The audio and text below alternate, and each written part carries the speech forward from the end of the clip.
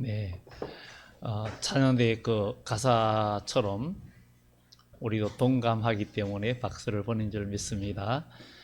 예수님께서 가시에 찔리고 고통을 우리를 위해서 십자가에 죽으시고 고통을 달게 졌는데 우리는 그것을 잘 이해하지 못할 때가 있습니다. 아니, 주님이 왜 나 때문에 그렇게 고통을 느꼈을까? 왜 그렇게 마음이 아프실까? 이런 생각을 사람들이 할 수 있습니다. 그런데 우리가 부모가 되어 본다론 자녀가 어릴 때 속을 썩이고 하면 마음이 굉장히 아픕니다. 또 자녀가 어디 아프거나 다치거나 할 때도 굉장히 마음 아파합니다. 자녀가 아프면 아이고 내가 대신 아팠으면 좋겠다. 그리고 자녀가 큰 병에 걸려서 정말 죽어갈 때 부모는 내가 대신 죽었으면 좋겠다. 내가 대신 죽었으면 좋겠다. 이런 마음을 가지고 그런 말을 합니다. 그러나 자녀는 그것을 잘 이해하지 못합니다. 우리 하나님께서 우리를 하나님의 형상으로 만드셨어요. 근데 마귀 게임에 넘어가서 우리가 죄를 지음으로 하나님의 형상을 잃어버렸고 하나님의 형상을 잃어버린 결과로 우리는 다 죄인이 되었고 다 지옥의 형벌을 누릴 수밖에 없는, 누린다니까 좀 그렇고 지옥의 형벌을 감당할 수밖에 없는 그런 우리 인생이 된 줄 믿습니다. 그렇지만 우리 주 하나님께서 우리 인생들이 죽어가는 것을 볼 때 우리 하나님께서 너무나 고통스럽고 마음이 아프죠. 그래서 하나님께서 친히 이 땅에 오셔서 우리를 위하여 십자가에 죽으시고, 그러니까 사람의 몸을 입고 와서 성육신하고 이 땅에 오셔서 우리의 죄를 대신하여 십자가에 죽으시는 그 과정을 보면 우리 주님께서 그 엄청난 고난과 고통도 달게 우리 주님의 그 고난, 십자가의 고난을 참으신 것은 바로 우리의 허물 때문이고 우리의 죄악 때문이라는 것. 이것을 우리는 기억하고 우리의 마음이 좀 더 이 시간에도 주님을 향한 우리의 믿음이 새로워지는 축복이 있기를 예수 이름으로 축원합니다. 우리 예수님이 예루살렘 성에 입성한 날이 종려주일인데 우리 주님께서 예루살렘 성에 입성한 것은 그 의미가 예루살렘 단지 성에 들어왔다는 그 의미가 아니라 그 이상의 의미가 우리에게 있다는 거예요. 2000년 전에 예수님은 나귀를 타고 예루살렘 성에 입성을 하셨습니다. 사람들은 겉옷을 깔고 종려가지를 흔들며 환호했어요. 이 사건이 우리가 성경 속에 기록으로 그냥 머물지 말고 오늘 이 시간 우리 각자의 인생이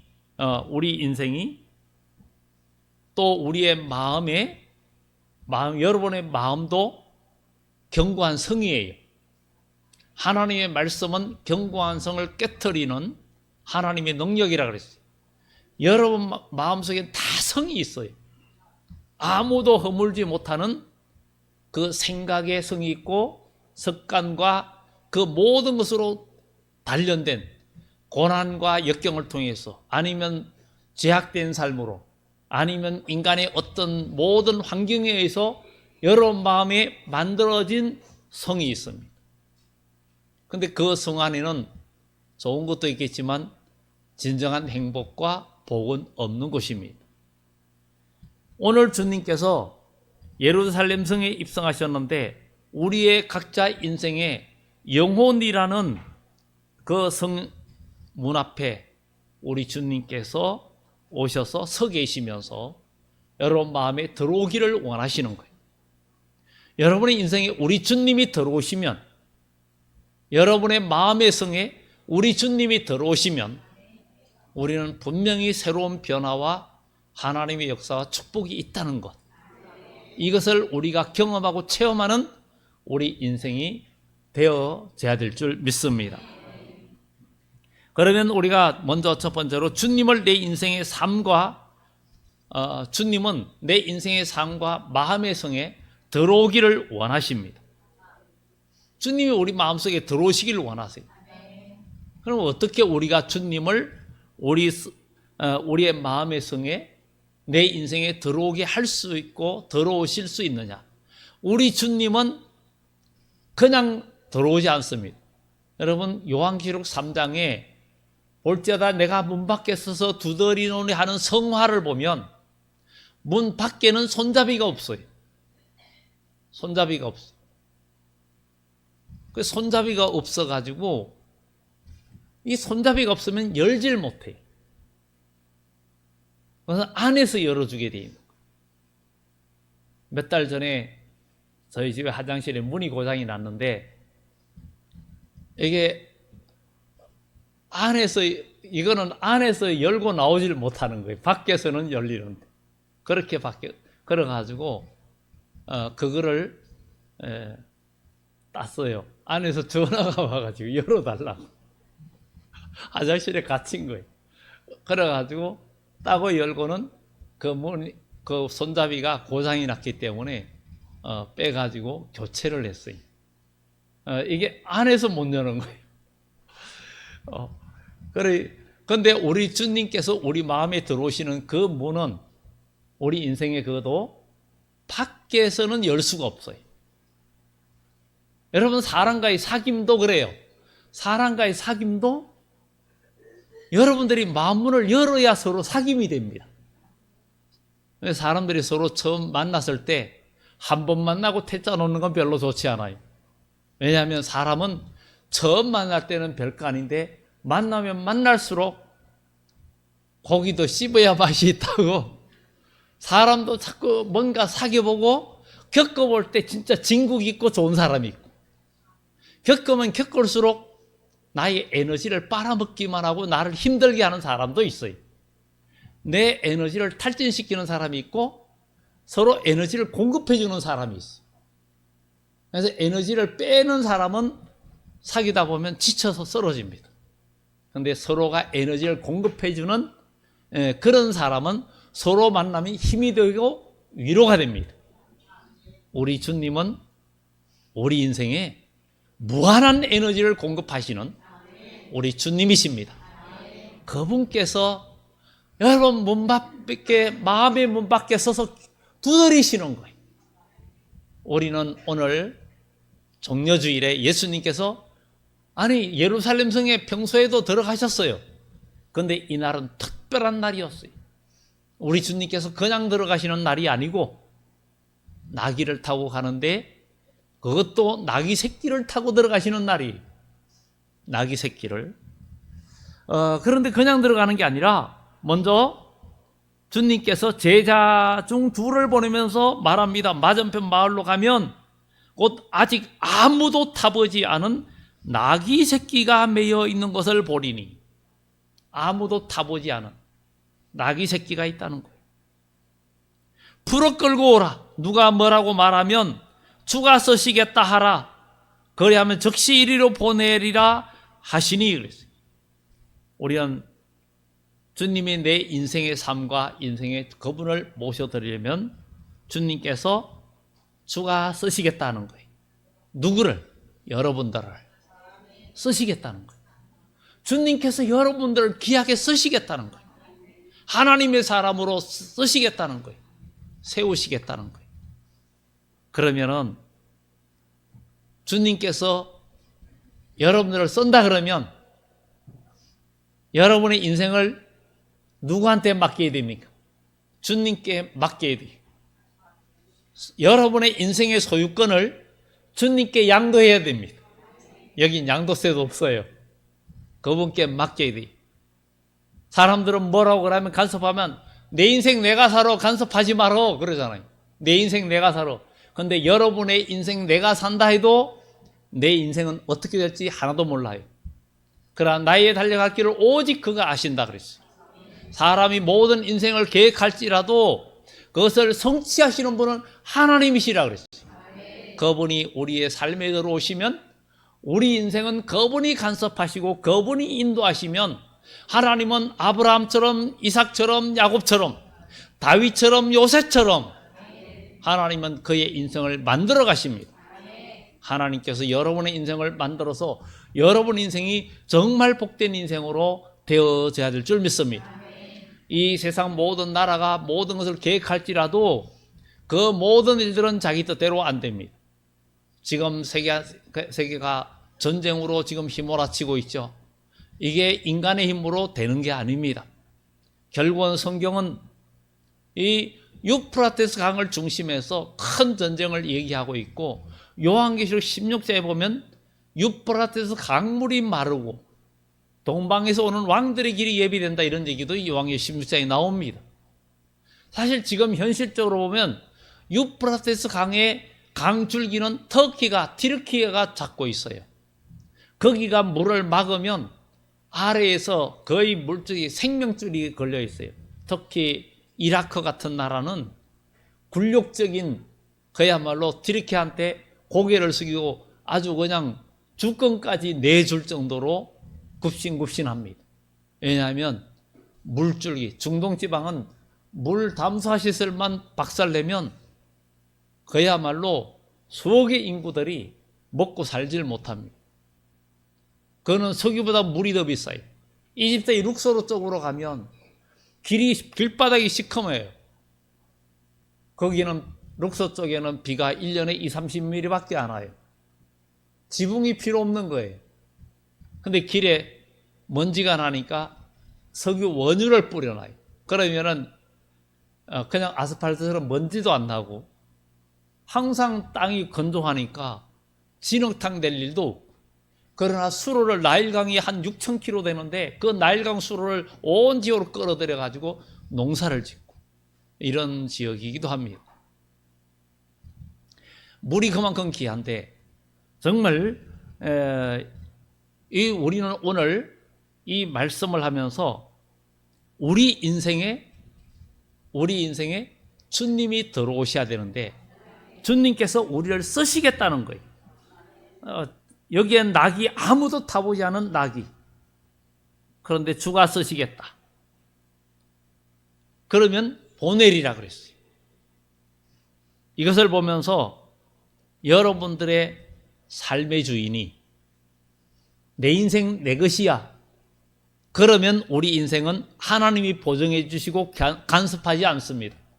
그런데 내 인생을, 나의 삶을 주님께 맡기면 그분이 내 마음속에 들어오시면 나의 인생을 만들어 가셔요. 요셉처럼 다윗처럼, 믿음의 조상처럼. 그러니까 이것도 아니고 저것도 아닌 인생이, 뭐 어중이 떠중이, 또 누가 방긋이라 그러죠. 그렇게 말을 하고 있는데 그러면 안 된다는 거죠.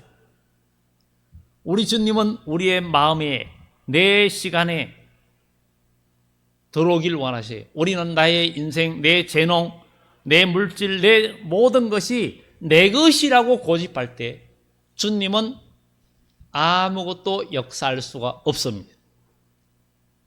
엘리야가 사르밧 가부에게 가가지고 지금 아들하고 마지막 떡을 하나 구워서 먹고 죽으려고, 이제 이게 마지막 음식이요.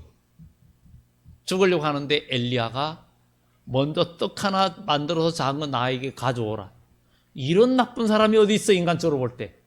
아니 지금 마지막 먹고 죽을 판인데 거기서 하나 만들어서 나에게 가져오라니? 당신도 사람이요? 이럴 수도 있어요. 그런데 사르밧 가부는 순종을 했어요. 그리고 난 후에 어떤 일이 일어납니까? 가루통에 가루가 끊어지지 않았고 기름병에 기름이 떨어지지 않았어요. 우리는 지금도 하나님께서 그렇게 이루실 줄 믿습니다. 우리가 성경에 많이 얘기했죠. 성경에 요한계시록 6장에 네 말이 나오는데 처음에 흰 말, 붉은 말, 그 다음에 붉은 말은 세상에 화평이 없어지는 그런 일이 일어난다는 거죠. 그 다음에는 검은 말이 나오는데 저울을 가졌다는 거죠. 그리고 하루 일해서 밀한데 한 데나리온에 보리석대, 미란데다. 여러분, 지금 물가가 앞으로 더 오르고 달러도 1불에 1,500불이 넘어갔어요. 지금은 약합니다. 만약에 앞으로 점점 어려워지면 나중에는 우리가 먹고 사는 문제가 아주 심각해질 수 있어요. 그러면 내가 많이 벌어놓고 많이 모아놨으면 안전할까? 아니라는 거예요. 성경에는 그게 아니고 하나님의 손에 붙들리고 푸른 풀과 수목은 해하지 마라. 하나님께서 살아있는 믿음의 백성은 엘리야에게 까마귀가 떡과 물을 공급했듯이 하나님께서 하나님의 백성을 지켜주시고 머리털 하나도 상하지 않게끔 인도해 주신다는 거예요. 우리는 이것을 믿고 그분을 의지하는 삶이 되어야 될 줄 믿습니다. 내 삶의 주인이 누구인가? 주님은 여러분들을 쓰시겠다 하는 거예요. 여러분들의 인생의 모든 주인을, 나의 소유권을 주님께 다 맡기면 주님께서 그 다음부터 나를 인도해 주십니다. 그분이 내 속에서 나를 주관하시면 내 인생은 성공하는 거예요. 그것이 정말 중요하다는 것입니다. 가서 아직 아무도 타보지 않은 새끼를 끌고 오라. 누가 뭐라고 하면 주가 쓰시겠다라. 아주 중요한 거예요. 우리 하나님은 준비된 것을 사용하십니다. 여러분, 하나님은 준비된 그릇을 사용하십니다. 그러니까 우리는 모든 걸 준비하는 삶이 돼야 돼요. 목적 없는 삶은 의미가 없습니다. 우리는 매일매일 그냥 시간만 때우는 삶이 아니라 목적이 이끄는 삶이 돼야 되고, 그 목적이, 나의 목적은 오직 예수, 그분 안에서 우리 인생을 끌어가는 그런 축복이 나타나야 될 줄 믿습니다.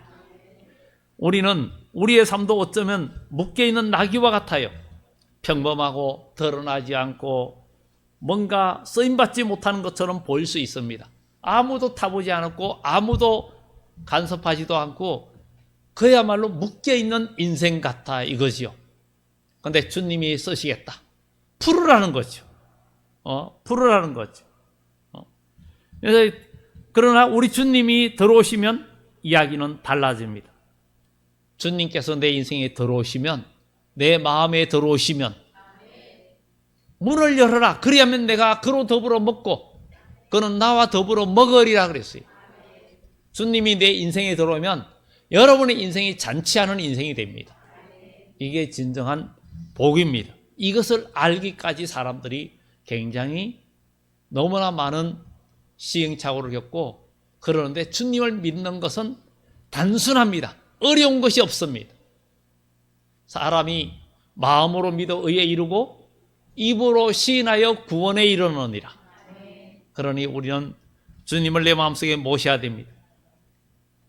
그리고 주님은 순종을 통해서 우리의 삶에 들어오십니다. 순종을 통해서.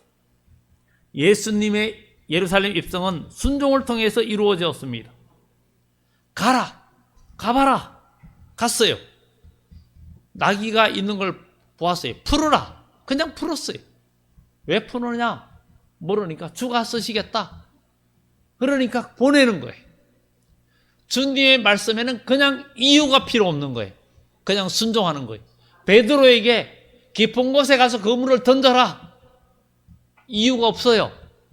그냥 말씀에 순종하여 그물을 던지겠습니다. 잡혔어요. 물을 갖다가 항아리에 6항아리에 채워라. 아무 말 안 하고 채웠어요. 포도주가 모자란데 갔다가 연회장에서 가서 주어라. 갖다 주었어요.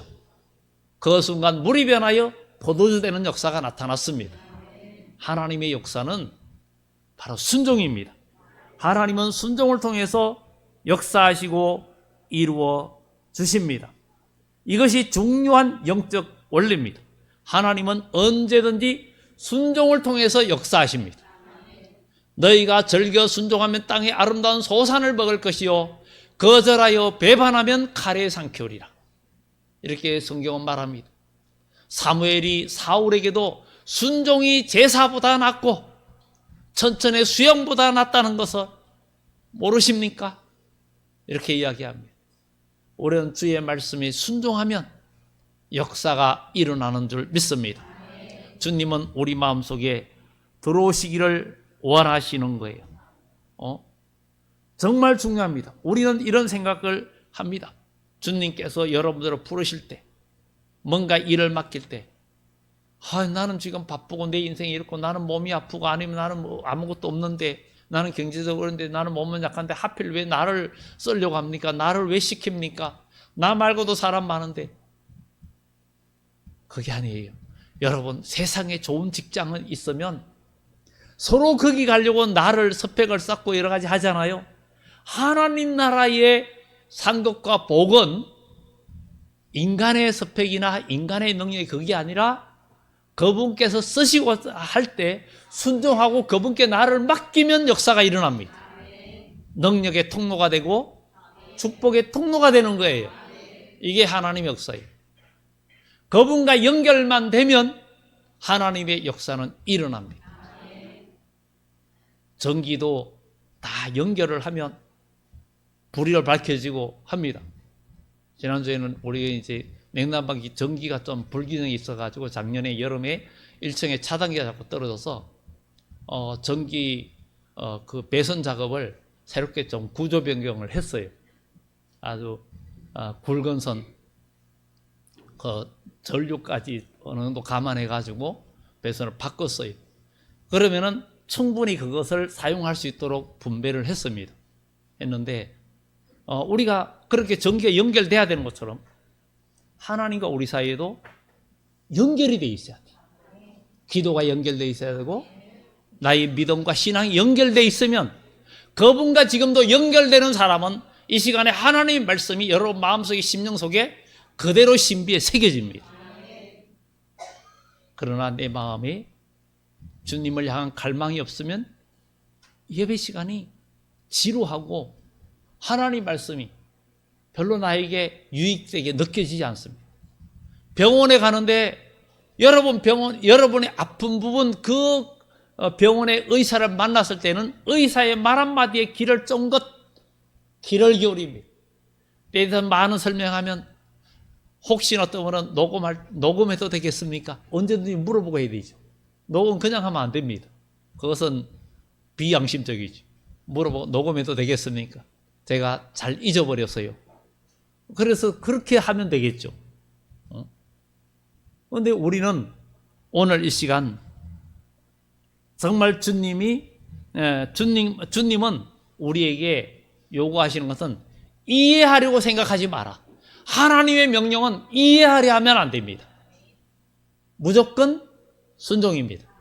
항아리에 물을 채우라. 왜 채워야 되죠? 여리고성 7바퀴 돌아. 온 국민이 다 돌아. 아이들까지 다 돌아. 아니 아이들도 힘든데 우리 어른들만 돌면 안 됩니까? 하나님의 역사 없습니다. 하나님의 명령은 그냥 순종입니다. 이유가 없습니다. 군대에서 군이 상관이 명령하면 그냥 복종입니다. 내가 이해되면 나는 이해돼야 해. 그거는 세상 사람이고 육의 사람이고 하나님의 명령은 내가 이해가 되지 않아도 하나님은 그 이해되지 않는 것을 이해가 되는 그 역사는 하나님의 기적이에요. 기적이에요. 오병의 기적도 보리떡 5개 물고기 2마리 뿐인데 남자만 5,000명 여인들 아이들까지 하면 적어도 15,000명 20,000명 될 텐데 다 종기 50명씩 100명씩 모여 앉아라. 주님께서 축사하시고 기도하시고 자 떼어줘라. 근데 그때부터 그것이 많아지기 시작했고 온 무리가 배불리 먹고도 12광주리가 남았네. 세상 사람들 얘기는 저거 무슨 얘기야? 저 거짓말이야. 그런데 그 역사적인 사건이 거짓말이라고 기록된 기록의 책이 역사에 없습니다. 단지 안 믿을 뿐이지. 예수님의 부활 사건과 오병의 기적 사건과 가나의 혼인잔치 사건들이 기록되어 있는데 그때 사람들이 만약에 이게 가짜였다면 그게 가짜였다라고 그것을 서술한 책들이 전혀 없습니다. 단지 안 믿는 것뿐이죠. 여러분 믿어지시기를 예수 이름으로 축원합니다.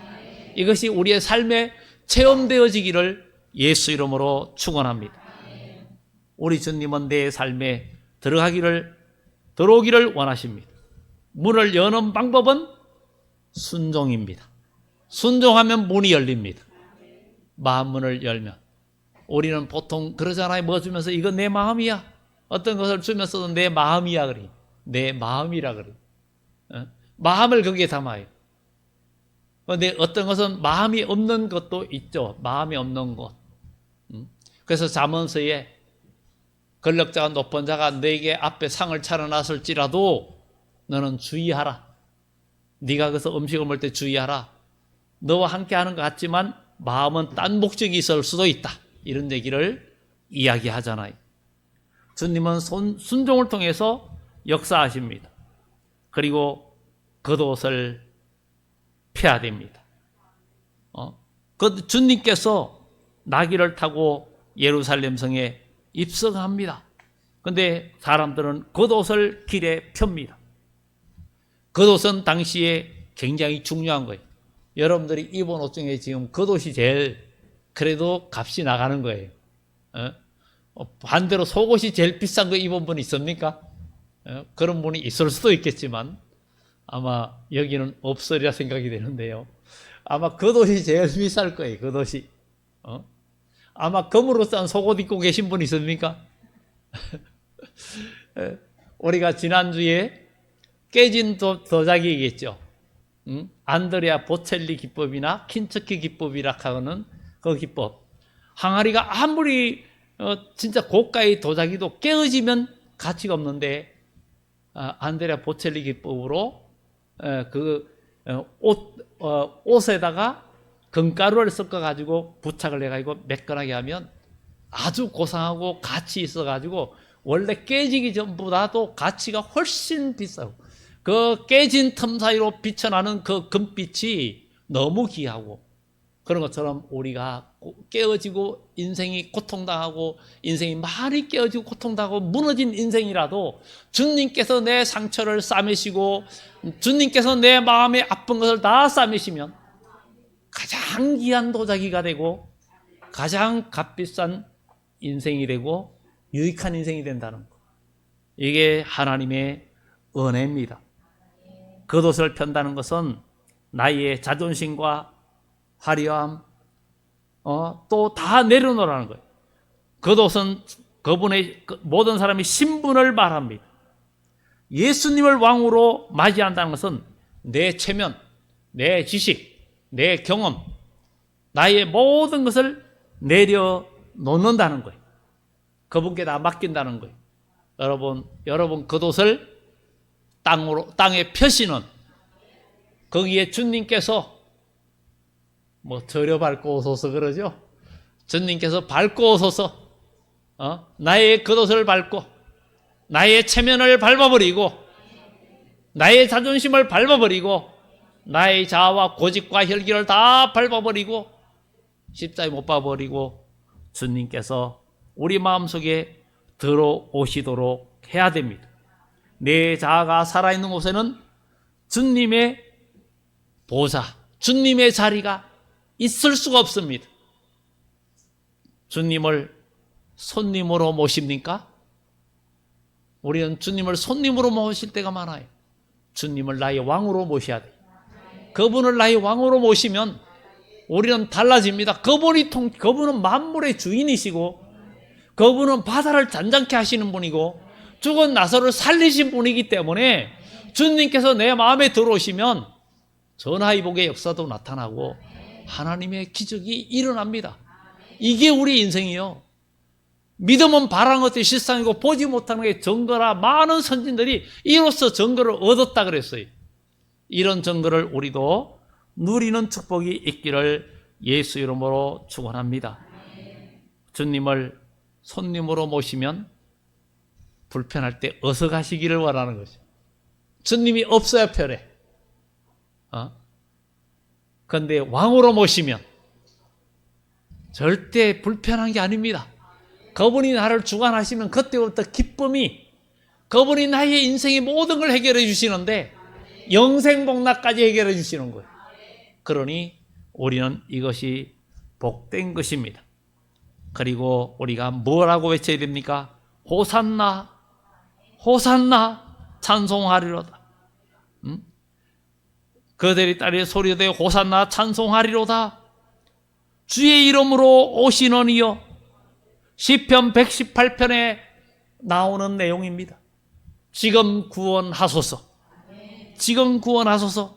하나님의 구원을 찬양하는 우리 그리스도인. 정말 우리는 이제 구원하소서, 하나님 나를 구원해 주옵소서 하는데 우리는 그 구원의 기대 방향부터 수정해야 됩니다. 우리가 대부분 많은 사람들이 기대하는 것은 하나님, 주님, 나에게 건강 주세요. 나 부자 되게 해주세요. 나의 삶이 힘들어요.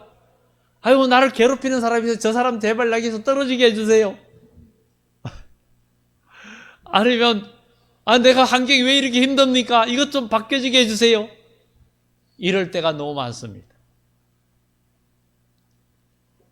그런데 우리는 이걸 바꿔야 됩니다. 그때 이스라엘 백성들도 호산나, 우리 로마의 압정에서 나를 좀 해방시켜주고 이 나라를 해방시켜주세요. 이렇게 외쳤습니다. 그런데 주님은 우리를 죄와 사망에서 구원하기를 원하시는 거예요. 왜? 우리가 이 세상의 고난은 믿는 사람이나 안 믿는 사람이나 다 받아요. 요한계시록 3장에 빌라델로에게 사자에게 편지하기를 열면 닫을 사람이 있고 닫으면 열리가 없는 그이가 이르시되 내게 열린 문을 두었으되 닫을 사람이 없다. 하나님께서 에바다 열어놨다는 거예요. 그런데 그 열린 문이 있는 교회는 작은 능력을 가지고도 하나님의 말씀을 지켰다. 배반하지 않았다. 그러므로 내가 너를 지키어 모든 시험의 때를 면하게 하고 환난을 면하게 하겠다. 이 환난은 온 지구상에 있는 모든 자들에게 임하는 때라는 거예요. 그것을 우리는 기억하고 우리 모두 믿음으로 우리 하나님은 우리를 죄와 사망에서 구원하려고 이 땅에 보내셨어요. 우리는 먼저는 영혼이 잘 되어야 됩니다. 요한 3서에 사랑하는 자의 내 영혼이 잘된 같이 내가 범사에 잘되고 강건하기를 원한다 그랬어요. 영혼이 잘되는 사람들이 잘되는 거예요. 다윗도 그의 영혼이 잘됐어요. 영으로 하나님을 찬양하고 계속 찬양하는 사람, 시편의 그 절반이 다윗이 기록을 했잖아요. 그만큼 영적인 사람이니까 하나님께서 그를 키우신 거예요. 여러분, 우리의 영혼이 잘 되어야 됩니다. 그래야 모든 것이 잘 됩니다. 이제 호산나 구원해달라고 육적으로 이것으로 우리가 우리의 욕심과 내 인간의 뜻이 아니라 주님의 뜻이 나의 삶에 이루어지기를 원해야 된다. 마지막으로 겸손한 왕을 모신 백성이 되어서 우리는 삶의 변화가 이루어져야 된다는 것이요. 예수님의 예루살렘 입성은 십자가를 향한 길이에요. 사람들은 예수님을 왕으로 환영했어요. 호산나하고 찬양했어요. 예수님의 가시는 길은 그런데 영광의 길이 아니라 십자가의 길이었어요. 호산나를 외치던 사람들이, 구원해달라고 하던 사람들이 며칠 뒤에 십자가에 못 박으라고 외치면 예수님을 마음속에 모시고는 나가서 살면서 예수님 뜻대로 살락하니까 내 삶이 힘들어요. 내 자존심, 모든 것 마음대로 안 돼. 그러니까 예수님 따라오지 마세요. 예수님을 못 박아버리는 거예요. 예수님 뜻과 상관없이 살아. 그러면 주님을 못 박아버리는 거예요. 못 박아라, 못 박아라. 그것이 그때의 유대인들의 외침의 소리가 아니라 암묵적으로 우리가 예수님을 지금도 못 박고 있는 거예요. 그래서 우리 주님이 이 세상에 다시 올 때 요한계시록 1장에 말하죠. 볼지어다 구름을 타고 오시리라. 각인의 눈이 그를 보겠고 그를 찌른 자들도 볼 터이고 모든 민족이 그를 인하여 애국하리라. 그러나 주님이 오실 때에 아멘 주 예수의 오시옵소서 마라나타 하고 그분을 환영하고 주님께서 여러분들을 만날 때 여러분 눈에서 눈물이 쏟아지고 주님께서 여러분의 눈에서 눈물을 닦아주시며 위로해 주시며 여기 앉아라. 너는 내가 고통당할 때, 내가 아플 때에, 내가 감옥에 있을 때 너는 찾아와 주었고, 너는 같이 수고했고, 내가 목마를 때 물을 주었다. 바로 작은 자들에게 주님의 뜻을 행하는 그런 일을 했던 사람. 오늘 우리도 내 문제 해결 주실 때만 환영하는 사람이 아니라 나의 삶을 전체를 주님께 맡기고 나아가는 삶. 주님을 내 삶에 모신다는 것은 단순한 축복이 아니라 십자가의 길을 함께 걸어가겠다는 각오입니다. 예수님은 큰 백마를 타고 위협적으로 오시지 않고 어린 나귀를 타고 겸손하게 오셨습니다. 여러분의 마음의 왕으로 모셔야 됩니다. 그런데 주님께서 이 세상에 다시 오실 때는 왕으로 군림하십니다. 그때는 죄인은 거들떠보지 않습니다. 보라, 요한계시록 10장에 백마 탄 자가 있으니 그 이름은 충신과 진실이라. 주님, 다시 오시는 주님은 심판의 주님으로 오시기 때문에 어린 나귀를 타고 오는 게 아니라 백마 타고 오십니다. 심판의 주님으로 오십니다. 이제 그분을 마음의 왕으로 모신 분은 어떤 풍파에도 흔들리지 않습니다. 그분이 내 삶의 통치권을 쥐고 계시기 때문입니다. 오늘 우리의 삶을 주님께 맡기는 인생 되기를 예수 이름으로 축원합니다. 기도합니다. 좋으신